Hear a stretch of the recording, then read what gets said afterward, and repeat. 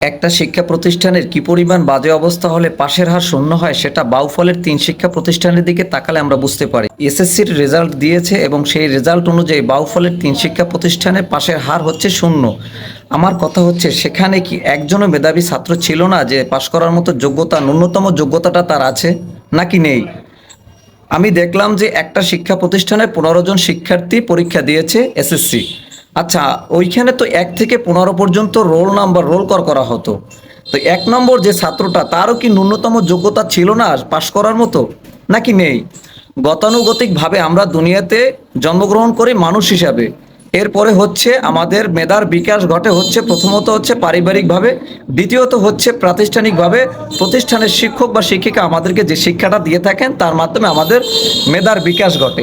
এখন আমার কথা হচ্ছে, এই ৩ শিক্ষা প্রতিষ্ঠানের শিক্ষক বা শিক্ষিকা যারা ছিলেন তারা এমন কি শিক্ষা দিয়েছেন যে সেখানে একজন শিক্ষার্থীও পাশ করেনি, পাশের হার শূন্য।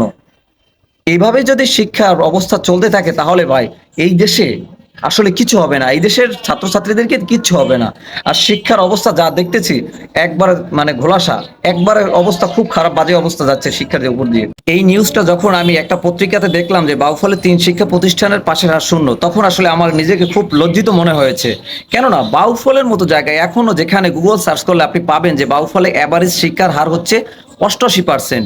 এই সেই উপজেলাতেই আবার ৩ শিক্ষা প্রতিষ্ঠানের পাশের হার শূন্য, সেখানে মাদ্রাসাও আছে। আমার কথা হচ্ছে, এইখানে যদি এরকম একটা শিক্ষার অবস্থা হয় তাহলে বা এর চেয়ে আর খারাপ অবস্থানে আর আমি আর কি বলবো। তবে একদিক দিয়ে আমার প্রাউড ফিল হচ্ছে, সেখানে হচ্ছে আমাদের ইউনো মহোদয় পরীক্ষাটা এত সুন্দর এবং সাবলীলভাবে নিয়েছেন, যাতে পাশের হার দেখানোর আমার দরকার নাই। যে কটা পাশ করেছে সে কটা সঠিকভাবে পাশ করেছে। এরকম ইউনো মহোদয়কে আমি বারবার বলবো যে তিনি যেন পরীক্ষাগুলো এরকম সুন্দর এবং সঠিকভাবে নেন। আমার ভাই নকল করে পাশ করার আমার কোনো দরকার নেই। লাস্টে চাকরির বিষয়ে দেখা যাবে যে চাকরি পাচ্ছে না, এই পাশ করে তো আমার ১০০% পাশ দেখি কোনো লাভ নেই। অতএব বর্তমান ইউনো মহোদয়ের কাছে আমার আকুল আবেদন থাকবে এই যে তিনি যেন ভবিষ্যতে প্রত্যেকটা পরীক্ষা যেন এইভাবেই নেন। তার কারণ হচ্ছে, আমাদের ভাই ১০০% পাশের কোনো দরকার নেই। যে পাশ করে কোনো জায়গায় চাকরি পাওয়া যায় না, ওই পাশের কোনো দরকার নেই। আমার কথা হচ্ছে, ৫টা ছেলে পাশ করবে, ৫টা ছেলেই যেন কোয়ালিফাই করতে পারে যে কোনো জায়গায়। এটাই হচ্ছে মূল কথা। এই শিক্ষা দিয়ে আমার কোনো দরকার নেই যে পাশ করে কোনো জায়গায় আমরা অ্যাটেন্ড করতে পারলাম না। সো সবাই ভালো থাকবেন এবং আপনার সন্তানকে সঠিকভাবে মানুষ করুন, এবং নিজেও পরিবারের কাছ থেকেও কিছুটা শিক্ষণীয় বিষয় থাকে। তো আপনি আপনার জায়গা থেকে 100% দিন, এবং শিক্ষক শিক্ষিকা ভেবেচিন্তে কোন প্রতিষ্ঠানে দিবেন সেটা মাথায় রাখবেন। এরকম শিক্ষা প্রতিষ্ঠানে দিলে অঘটন ঘটবেই ভাই, এটাই বাস্তব, এটাই সত্যি। ভালো থাকবেন, সুস্থ থাকবেন, আল্লাহ হাফেজ।